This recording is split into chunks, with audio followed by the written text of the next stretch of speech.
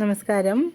കഴിഞ്ഞ ശരത് പൂർണിമയ്ക്ക് കൊൽക്കത്തയിലുള്ള ദൃശ്യങ്ങളാണ് ഈ വീഡിയോയിൽ കാണുന്നത്. സമ്പത്തിൻ്റെ ദേവതയായ ലക്ഷ്മി ദേവിയെ ആകർഷിക്കുവാനായി ഉള്ള ഒരു ഉത്സവത്തിൻ്റെ ദൃശ്യങ്ങളാണിത്. കൊജാഗ്ര ഉത്സവം എന്ന പേരിൽ ഇത് അറിയപ്പെടുന്നു. ലക്ഷ്മി ദേവിയെ ആരാധിക്കുന്ന ഒരു ഉത്സവമാണിത്. ഇത് സാധാരണ ജനങ്ങൾ അവിടെ ലക്കി പൂജ എന്ന പേരിൽ ഇത് ആഘോഷിക്കുന്നു. ഈ ശരത് പൂർണിമയിൽ രാത്രി മുഴുവൻ ഉണർന്നിരുന്ന ഭക്തർ ലക്ഷ്മി ദേവിയെ ആരാധിക്കുന്നു. അന്നപൂർണേശ്വരി ദേവിയെയാണ് പ്രധാനമായിട്ടും ഈ ഒരു ഉത്സവത്തിൽ ഭജിക്കുന്നത്.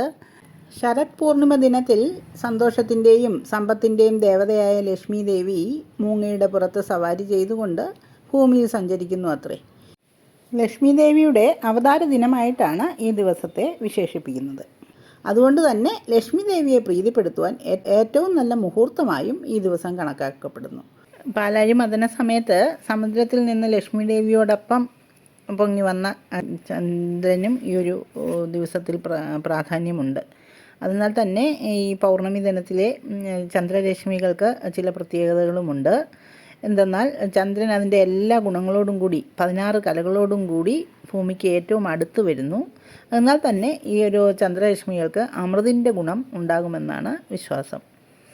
ഈ ശരത് പൂർണിമ ദിനത്തിൽ ചന്ദ്രപ്രകാശത്തിൽ ചെലവഴിക്കുന്നത് വഴി രോഗശാന്തി വരുമെന്ന് പോലും വിശ്വസിക്കപ്പെടുന്നു. ഈ ദിവസത്തെ അന്തരീക്ഷം ആസ്മ രോഗികൾക്ക് പ്രത്യേകിച്ചും പ്രയോജനകരമാണെന്നാണ് കണക്കാക്കപ്പെടുന്നത്.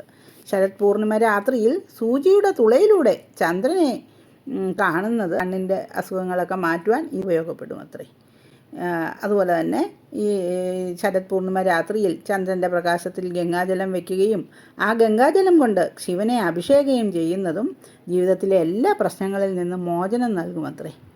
ശരത് പൂർണിമ ദിവസം രാത്രിയിൽ ചന്ദ്രൻ്റെ വെളിച്ചത്തിൽ പശുവിൻ നെയ്യ് സൂക്ഷിച്ച് അതെടുത്ത് ഭദ്രമായി സൂക്ഷിച്ച് ദീപാവലിക്ക് ഈ നെയ്വിളക്ക് കത്തിക്കുന്നതും ലക്ഷ്മിയുടെ അനുഗ്രഹം ലഭിക്കുന്നതിനും വീട്ടിൽ സന്തോഷത്തിൻ്റെ അന്തരീക്ഷം ഉണ്ടാവുകയും ചെയ്യുമത്രേ. ശരത് പൂർണിമയിൽ രാത്രി മുഴുവൻ ഉണർന്നിരുന്ന ലക്ഷ്മി ദേവിയെ ആരാധിക്കുകയും ഈ രാത്രിയിൽ കുറച്ച് മണിക്കൂറുകളെങ്കിലും ചന്ദ്രൻ്റെ നിലാവിലിരിക്കുകയും വേണം.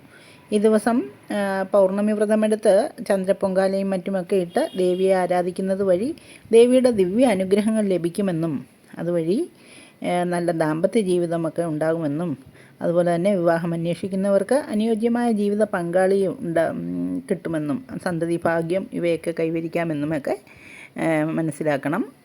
എല്ലാവർക്കും ലക്ഷ്മി ദേവിയുടെ കടാക്ഷം ഉണ്ടാകട്ടെ. കൂടുതൽ അറിയുവാനായിട്ട് Astro Thoughts by Anitha Raghunath എന്ന എൻ്റെ യൂട്യൂബ് ചാനൽ സബ്സ്ക്രൈബ് ചെയ്യുമല്ലോ. നന്ദി, നമസ്കാരം.